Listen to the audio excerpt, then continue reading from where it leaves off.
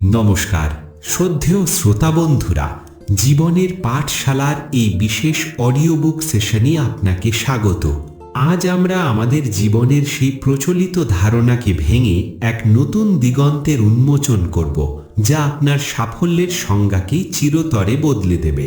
আজ আমরা কোনো কাল্পনিক গল্পের জাল বুনব না, বরং বাস্তব মনস্তত্ত্ব আর গভীর আধ্যাত্মিক সত্যের মেলবন্ধনে শিখব কেন আমাদের জীবনের জন্য লক্ষ্য বা গোল নির্ধারণের চেয়ে একটি সুশৃঙ্খল সিস্টেম বা পদ্ধতি তৈরি করা হাজার গুণ বেশি শক্তিশালী।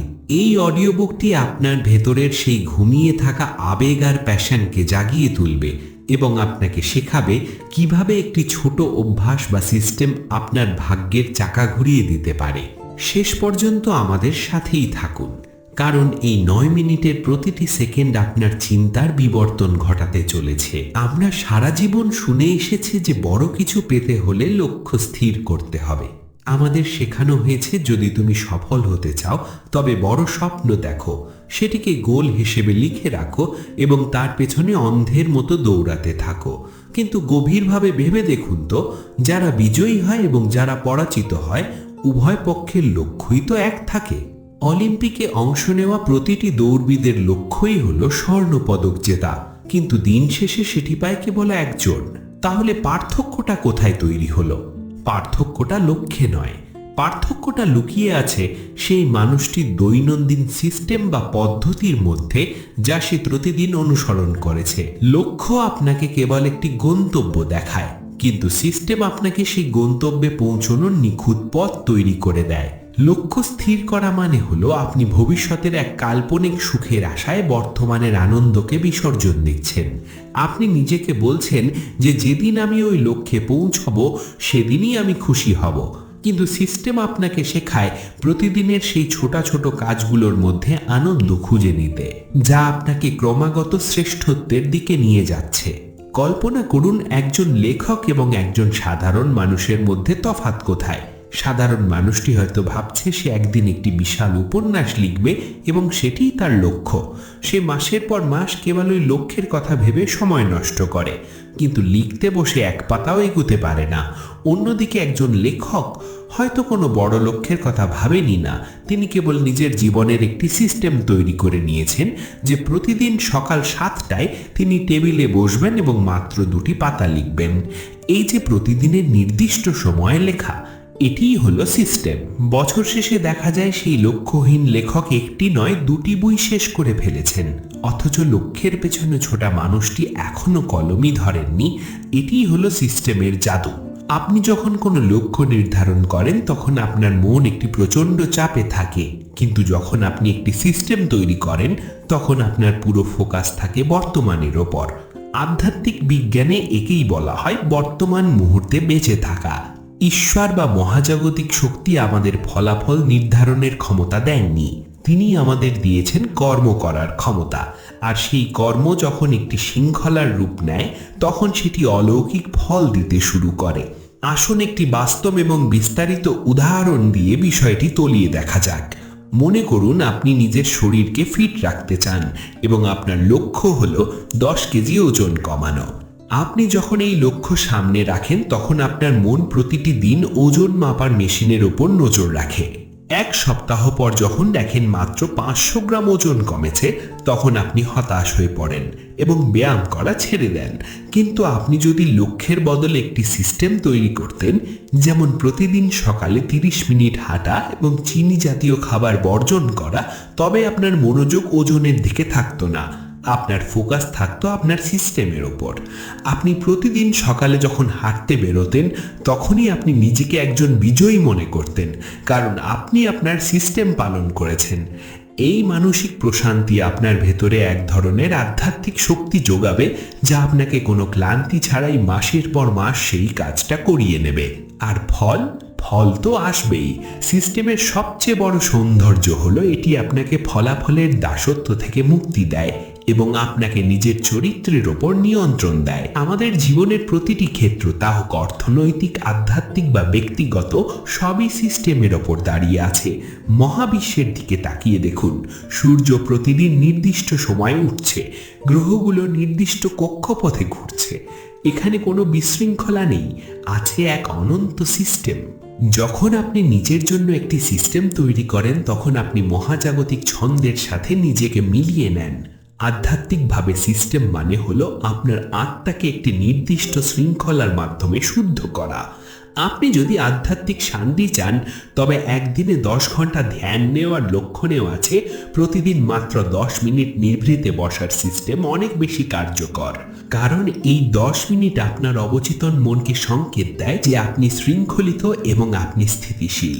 লক্ষ্য হলো একটি ক্ষণস্থায়ী আবেগ যা প্রেরণা কমে গেলে হারিয়ে যায়, কিন্তু সিস্টেম হলো একটি স্থায়ী অভ্যাস যা প্রেরণার ধার ধারে না। আপনার যেদিন মন ভালো থাকবে না সেদিনও আপনার সিস্টেম আপনাকে পরিচালিত করবে। এখন প্রশ্ন আসতে পারে যে কিভাবে একটি শক্তিশালী সিস্টেম তৈরি করা যায় যা আপনার জীবন বদলে দেবে।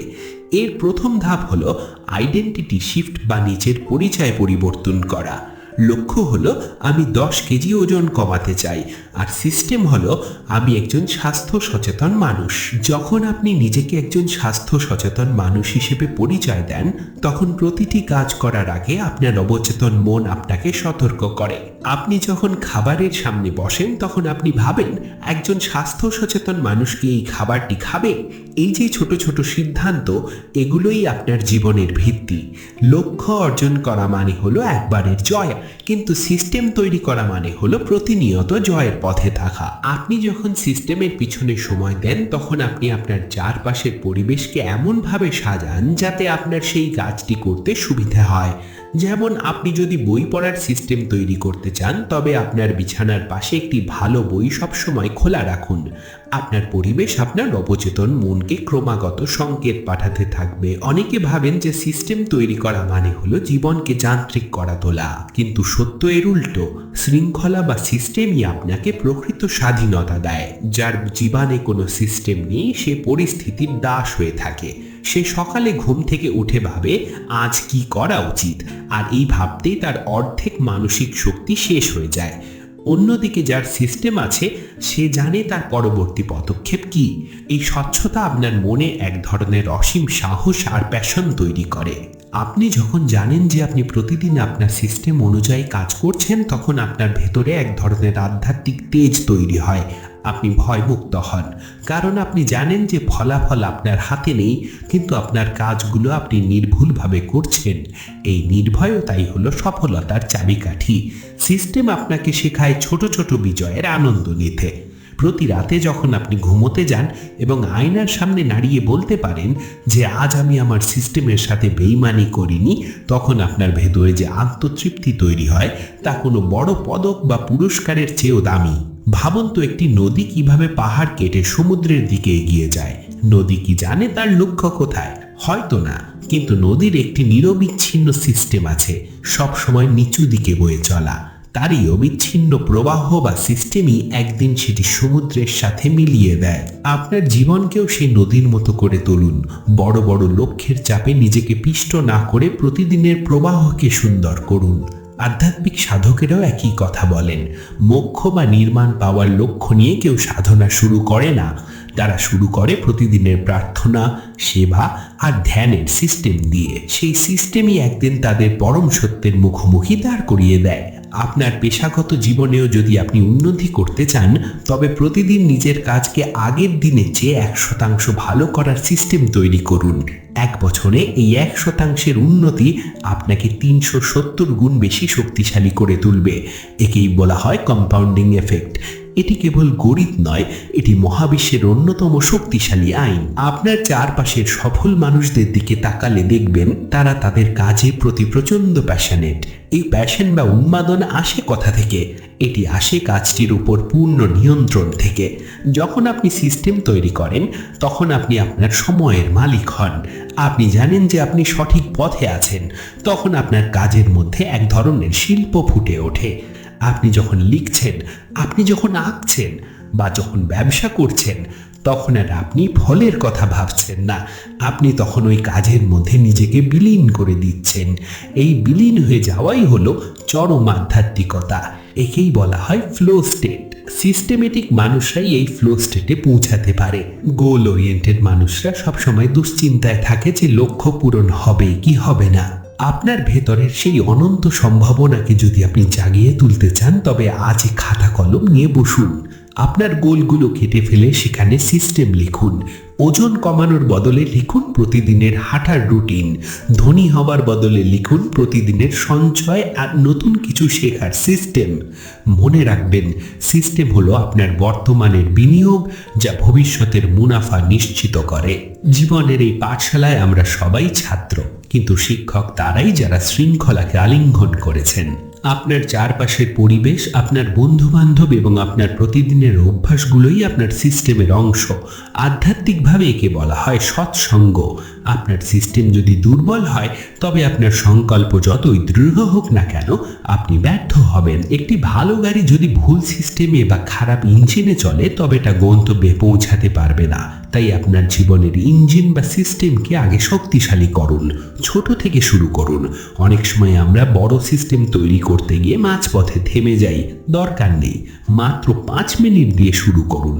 আপনার অবচেতন মনকে আগে অভ্যস্ত হতে দিন যে আপনি আপনার কথা রাখেন।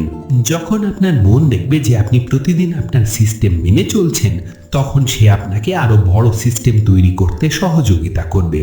এই সহযোগিতা যখন আপনি নিজের ভেতর থেকে পাবেন, তখন বাইরের পৃথিবীর কোনো বাধাই আপনার জন্য বড় মনে হবে না।